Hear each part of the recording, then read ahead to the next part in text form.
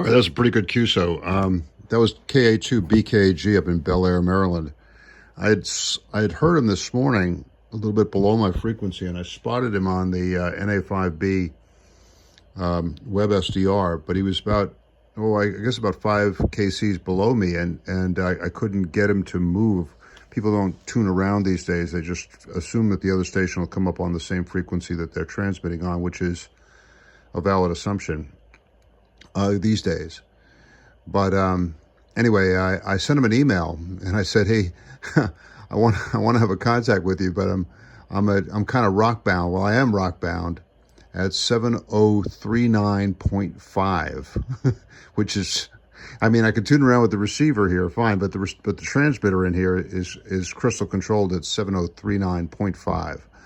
And so I asked him to give me a call, and as I was working around the shack, all of a sudden I heard KA2BKG up in Bel Air calling me. He's got a lot of good old equipment, old Collins gear, all kinds of great stuff. So I was really happy to talk to him. You probably noticed that during part of his transmission, the receiver was kind of getting kind of flaky on me here. I think that's just because I just need some contact cleaner on the volume pot and maybe some of these switches in there. And this thing is this is my buy from Winterfest. It's the MXM Industries Route 1 box 156C, I think, in Smithville, Texas. The SupeRX TX40.